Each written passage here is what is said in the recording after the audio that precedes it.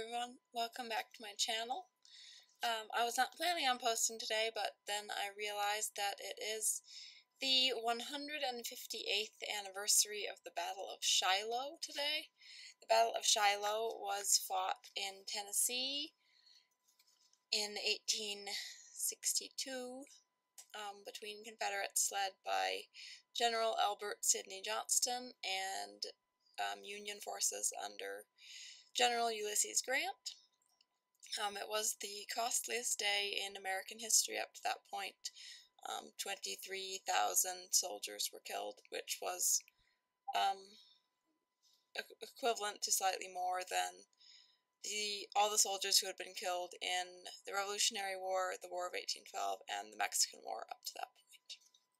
So it was also one of the first major battles that was claimed as a Union victory, although the results were not exactly decisive or gained much for the Union immediately.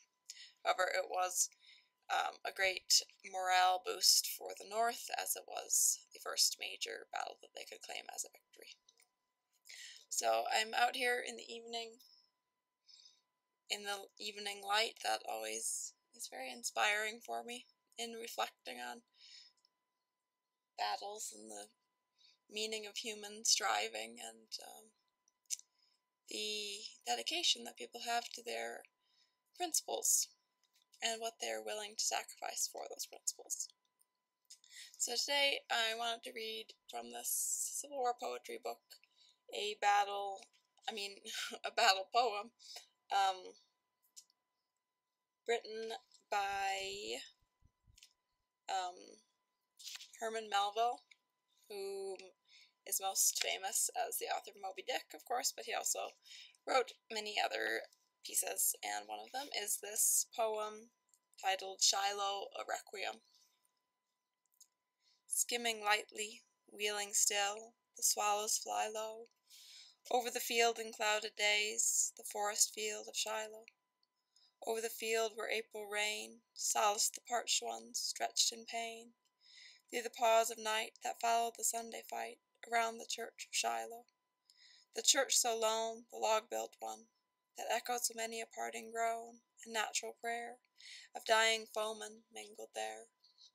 Foemen at morn, but friends at eve, fame or country least their care. What like a bullet can undeceive?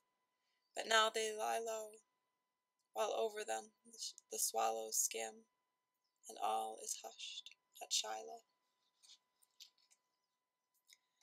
The second poem, also by Herman Melville, is called The Rebel Color Bearers at Shiloh, and he wrote this poem in response to Northerners who were pushing for vindictive measures against the former rebels after the Civil War. So he wrote this poem as his response to that.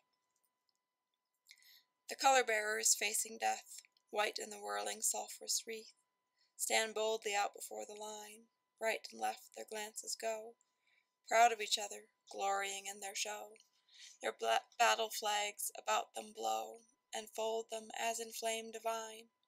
Such living robes are only seen round martyrs burning on the green, and martyrs for the wrong have been.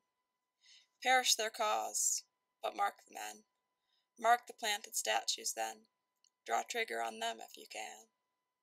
The leader of a patriot band, even so could view rebels who so could stand. And this when peril pressed him sore, left aidless in the shivered front of war. Skulkers behind, defiant foes before, and fighting with a broken brand. The challenge in that courage rare, courage defenseless, proudly bear. Never could tempt him, he could dare strike up the leveled rifle there.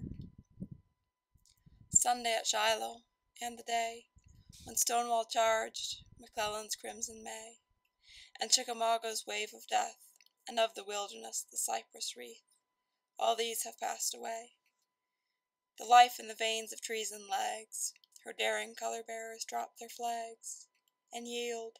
Now shall we fire? Can poor spite be?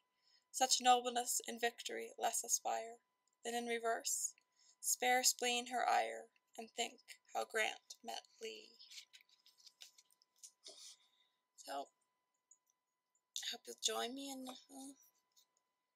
appreciating the history that happened on this day and pondering the meaning in it for us today as well. The courage and conviction that we have in our causes and beliefs, and how we can stand for them in the midst of even as destructiveness as the Battle of Shiloh was.